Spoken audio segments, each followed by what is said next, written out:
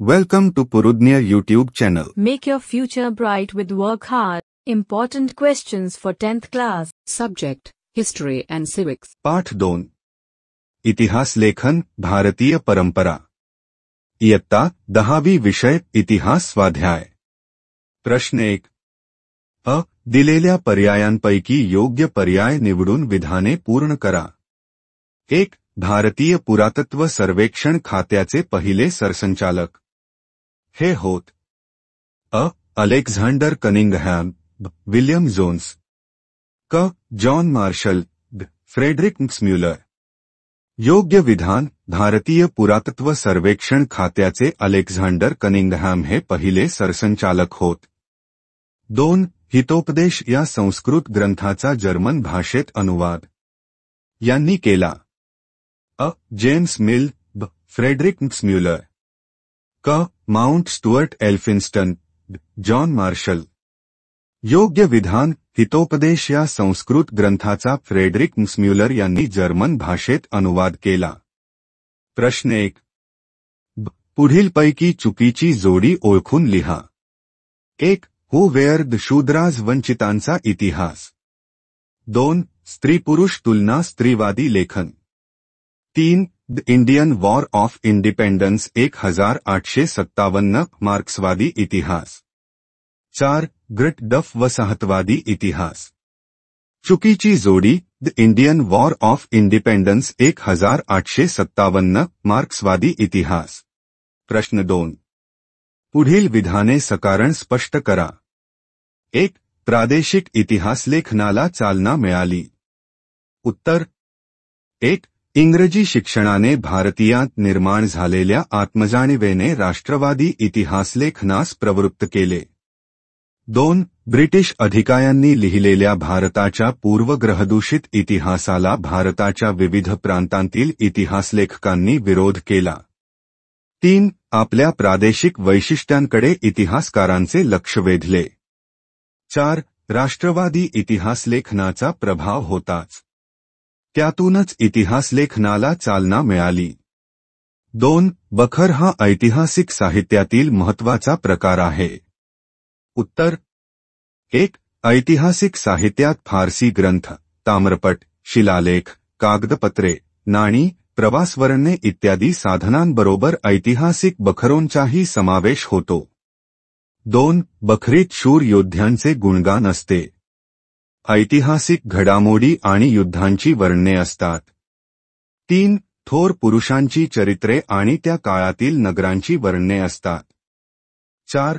तत्कालीन सामाजिक, धार्मिक आणि आर्थिक जीवनाचे चित्र रंगवलेले असते. ही वर्णने इतिहासलेखनाला उपयुक्त ठरतात म्हणून बखर हा ऐतिहासिक साहित्यातील महत्त्वाचा प्रकार आहे. प्रश्न 3. पुढील प्रश्नांची सविस्तर उत्तरे लिहा. 1. मार्क्सवादी इतिहास लेखन म्हणजे काय? उत्तर: स्वातंत्र्योत्तर काळात भारतीय इतिहास लेखनात जे नवे वैचारिक प्रवाह आढळून येतात त्यात मार्क्सवादी इतिहास लेखन हा एक प्रमुख प्रवाह आहे. 1. मार्क्सवादात वर्गसंघर्षावर भर दिलेला आहे. मार्क्सच्या विचारांवर आधारित जे इतिहास लेखन केले गेले त्याला मार्क्सवादी इतिहास लेखन असे म्हणतात.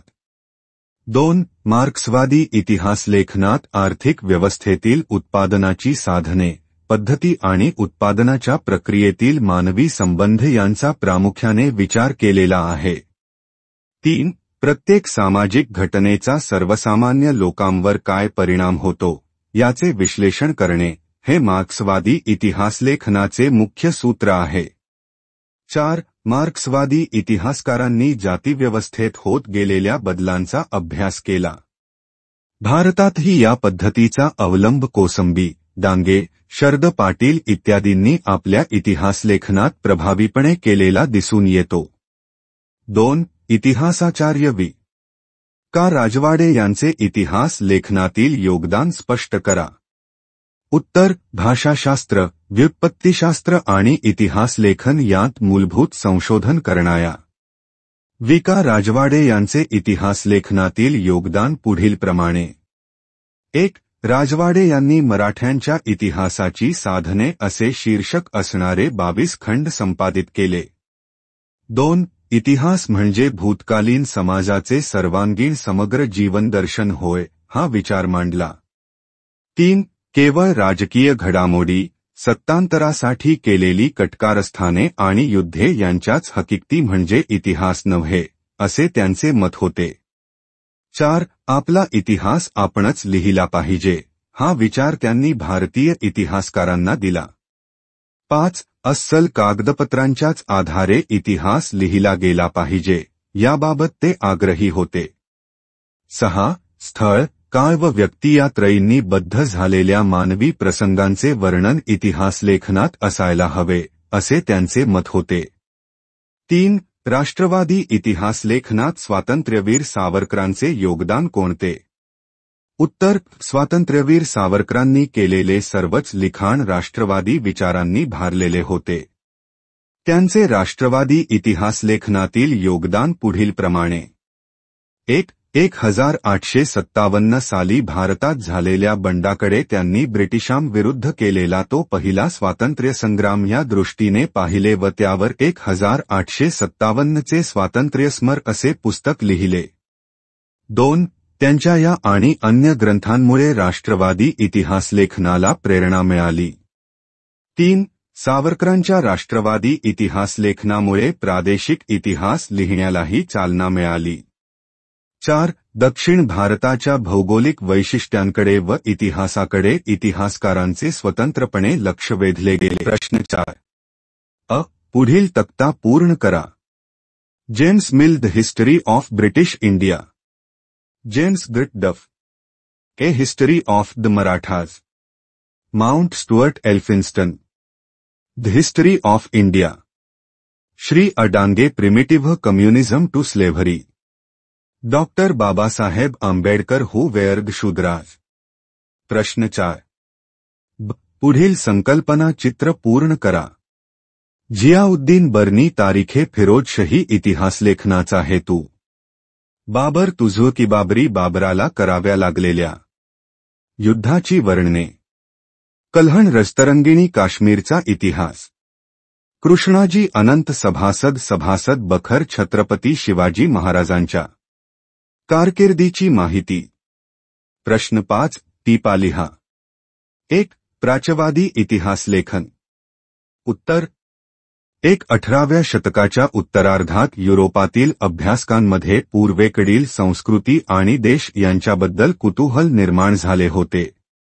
2. या कुतूहलापोटी भारतीय संस्कृतीचा अभ्यास करणाऱ्या अभ्यासकांना प्राच्यवादी अभ्यासक असे म्हणतात. 3. या प्राच्यवादी अभ्यासकांनी भारतीय संस्कृती, इतिहास, येथील विविध भाषा व धर्म यांचा अभ्यास करून इतिहासलेखन केले. या लेखनाला प्राच्यवादी इतिहासलेखन असे म्हणतात. 4.